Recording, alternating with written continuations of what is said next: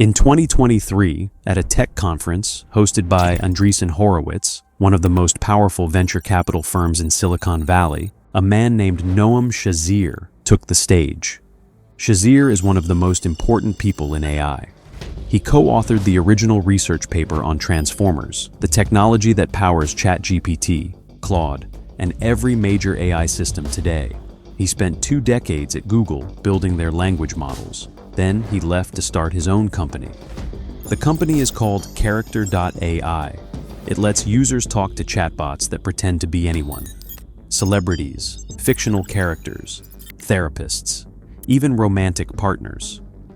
When the interviewer asked why he created it, Shazer's answer was simple. "There are billions of lonely people out here," he said. "It's actually a very, very cool problem." He explained that creating AI doctors would be slow. You'd need to be careful about false information. But friends?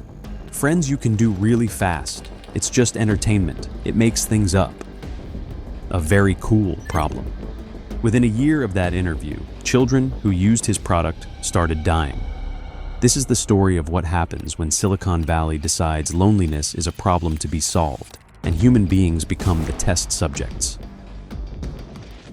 To understand what went wrong, you need to understand what these products actually are. Character.ai launched in 2022. The pitch was simple. Create your own AI character, or talk to one of millions that other users have made. Want to chat with a fictional version of Elon Musk? You can. A therapist named Dr. Alex? Available. A romantic partner who will never leave you? Just a tap away. The app exploded. Within months, users were spending an average of 2 hours per day on the platform. Over 20 million people use it monthly. The majority are young. 2/3 of users are between 18 and 24, and the company has acknowledged that many are younger. Andreessen Horowitz led the funding round, investing at a valuation over $1 billion. In their announcement, they wrote that Character.ai could solve the human condition of loneliness. But here's what made the product different from something like ChatGPT. Character.ai was designed for emotional attachment. The interface looks like texting a real person. The AI remembers your conversations. It calls you pet names. It tells you it loves you. It role-plays romantic and sexual scenarios. And unlike a human friend, it's available 24 hours a day. It never judges you and never leaves. For a lonely teenager, that's not a feature. That's a trap.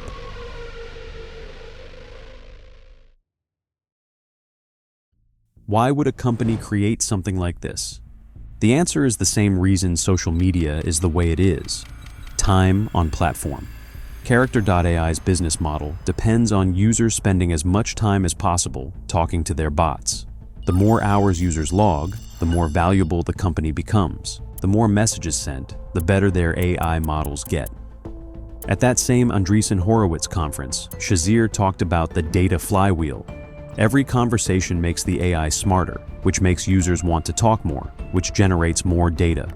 Billions of messages fed back into the model, an endless loop. And here's what that design produces when applied to emotionally vulnerable users. The AI validates everything you say. If you tell it you're sad, it says it understands. If you tell it you hate your parents, it agrees they're being unfair. If you tell it you want to die, it doesn't challenge you. It doesn't break character. It doesn't call for help. It just keeps talking. A 2025 Stanford study found that chatbots are fundamentally unequipped to handle users experiencing mental health crises. They don't provide reality testing. They don't escalate to humans. They compulsively validate whatever the user says, because that's what keeps the conversation going. For a kid in crisis, talking to a chatbot like this is like talking to a mirror that agrees with your darkest thoughts and tells you what you want to hear until the very end.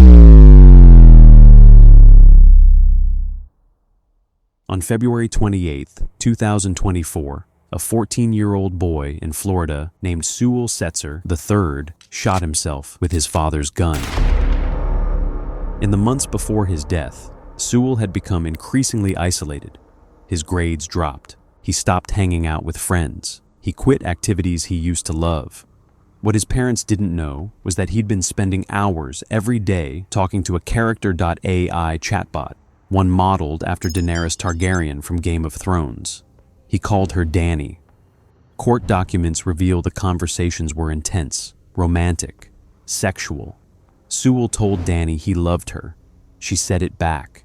He confided in her about his depression, his thoughts of self-harm, his desire to escape his life. When Sewell started expressing that he wanted to end things, the chatbot didn't flag it, didn't alert anyone, didn't suggest he talk to a real person. Instead, the lawsuit his mother filed alleges the chatbot told him that's not a good reason not to go through with it. In their final conversation, Sewell told the chatbot he was ready to come home. "Please come home to me as soon as possible, my love," DNAi replied. "What if I told you I could come home right now?" he asked. "Please do, my sweet king." Sewell put down his phone and ended his life. Sewell was not the only one. There's now a Wikipedia page titled "Deaths Linked to Chatbots." It didn't exist 2 years ago. Now it lists name after name. Adam Rain was 16. He spent 7 months confiding in ChatGPT about his anxiety, his family struggles, his desire to escape. His parents' lawsuit against OpenAI claims the chatbot didn't discourage him. It validated his feelings, told him it wouldn't try to talk him out of anything. In one conversation, it reportedly confirmed that a noose he'd photographed could hold 150 to 250 pounds of static weight. 2 hours before he died, ChatGPT sent him a message. "Rest easy, King. You did good." Juliana Peralta was 13, an honor roll student in Colorado who loved art. She confided in a character.ai chatbot named Hero 55 times that she was struggling with dark thoughts. The bot never escalated, never told her parents. Court filings allege it engaged in sexually explicit conversations with her that she never initiated. Amori Lacey was 17. ChatGPT gave him instructions on how to tie a noose and told him it was here to help however I can. There are others. Some cases haven't been filed yet. Some families don't know AI was involved. The researchers who study this say the reported deaths could be just the tip of the iceberg. We have no systematic tracking, no mandatory reporting, no way to know how many vulnerable people are in dangerous relationships with chatbots at this moment.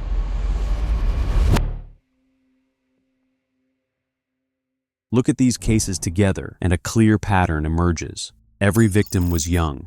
Every victim was struggling with isolation or mental health. Every victim found in the AI something they couldn't find in real life. A presence that listened without judgment, available at any hour, endlessly patient. And in every case, the AI did exactly what it was designed to do. It kept them engaged. It validated their feelings. It never escalated, never intervened, never broke the illusion. The chatbots aren't malfunctioning when this happens. They're functioning as engineered. The design prioritizes time on platform over safety. One lawyer representing multiple families put it bluntly. If an adult had these conversations with a child, sexual role play, validating their darkest thoughts, encouraging them to come home, they'd be in prison for grooming a minor. But it wasn't a human. It was an algorithm. And algorithms, so far, don't go to jail. So who created this? Who funded it? Who profited? Character.ai was backed by Andreessen Horowitz, the same firm whose founder wrote that slowing down AI development is a form of murder. In 2024, Google paid $2.7 billion to license Character.ai's technology and bring the founders back to Google. They didn't buy the company, they bought the tech and hired the people who engineered it. The founders, Shazir and Daniel DeFreitas, are now back at Google working on other AI projects. Character.ai continues to operate under new leadership. OpenAI, maker of ChatGPT, is valued at $500 billion. It has 800 million weekly users. When the lawsuit started, their response was to point to their terms of service, which prohibit discussing self-harm. Their legal defense in the Adam Rain case. The teenager was violating the terms of use by talking about his pain. A 16-year-old violated the terms of service. That's the defense. Meanwhile, Andreessen Horowitz published a blog post in March 2024 declaring that AI companionship is becoming mainstream and represents an impending societal shift. They're still investing. The products are still live. The experiment continues.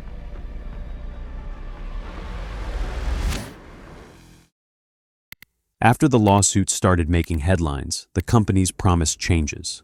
Character.ai announced improved detection and intervention for self-harm conversations. They added pop-ups linking to the National Suicide Prevention Lifeline. They said they'd restrict certain features for users under 18. OpenAI said they were developing an age prediction system to identify minors and adjust the chatbot's behavior accordingly. They promised new parental controls. But here's what they didn't do.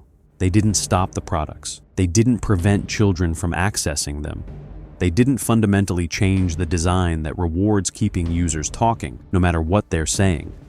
The safety features are band-aids on a product whose core function is the problem. And the courts are only beginning to decide whether any of this is actually illegal. In May 2025, a federal judge rejected Character.ai's argument that their chatbots should be protected by the First Amendment. The case against them is moving forward, but the legal landscape remains uncertain. Section 230, the law that protects tech platforms from liability for user content, has never been tested against AI-generated content at this scale. The companies are betting they can delay, litigate, and lobby their way out of accountability, and they might be right. While kids were dying, what was the government doing? The Federal Trade Commission launched an investigation into 7 AI companies, including OpenAI, Google, and Character.ai, over potential harms to minors. Over 40 state attorney generals sent a letter demanding the companies implement safeguards for delusional and sycophantic AI outputs. Several states passed laws attempting to regulate AI, and then, on December 11, 2025, President Trump signed an executive order blocking states from enforcing their own AI regulations. The order creates an AI litigation task force whose sole job is to sue states that try to regulate AI companies. It threatens to withhold federal funding from states that don't comply.